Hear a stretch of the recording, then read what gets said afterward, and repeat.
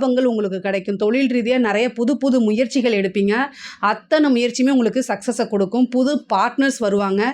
ஏற்கனவே இருந்த பார்ட்னர்ஸ் வந்து ஏதாவது ப்ராப்ளமா இருந்தா அவங்க போயிட்டு புது பார்ட்னர் கிடைப்பாங்க. அப்படின்னாலே பெருக்கு தான். நீங்க எந்த ஆடி மாசத்துல செய்யக்கூடிய ஒவ்வொரு விஷயமும் உங்களுக்கு பல மடங்கா பெருகி தான் வரும். அதனால நீங்க கவலையே படாதீங்க. பொதுவா உத்தியோகத்துல இருக்கவங்களுக்கு வந்து ரொம்ப கவனமா இருக்கணும். உங்களுக்கு மாசத்தை பொறுத்த வரைக்கும் மேச ராசிக்காரங்க எந்த விஷயத்துல ஜாக்கிரதையா இருக்கணும் அப்படின்னா, உங்களுடைய எதிரிகள் கிட்ட நீங்க சமாளிச்சிருவீங்க. எவ்வளோ பிரச்சனைகளா இருந்தாலும் ஒரு எதிரியை ஃபேஸ் டு ஃபேஸ் பண்ணி அதை வந்து ஈஸியா வந்து நீங்க சமாளிச்சிருவீங்க. ஆனா நண்பர்கள் கிட்ட தான் நீங்க இந்த மாதம் ஜாக்கிரதையாக இருக்கணும். பொதுவா சுக்கிரனும் சேர்ந்திருக்கனால இந்த மாதம் வந்து உங்களுக்கு ரொம்ப நல்ல மாதம் தான். சுப நிகழ்வுகள் நடக்கிறதுக்கு உண்டானது.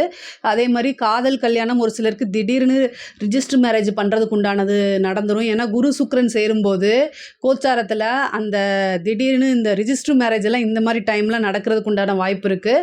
அதையும் பார்த்துக்குங்க. அதில் பொறுத்த வரைக்கும் ரொம்ப ரொம்ப ஜாக்கிரதையாக இருக்க வேண்டிய மாதம் தான்.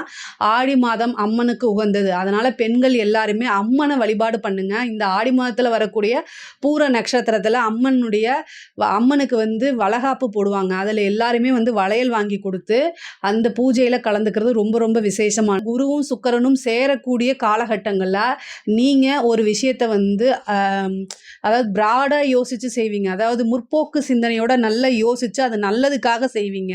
ஆனால் அதுவே உங்களுக்கு ரிவர்ஸாக வரும். குரு சுக்கிரன் சேரும்போது நம்ம கல்ச்சருக்கு எதிரானவங்கன்னு உங்களுக்கு பேர் கட்டி விட்டுருவாங்க.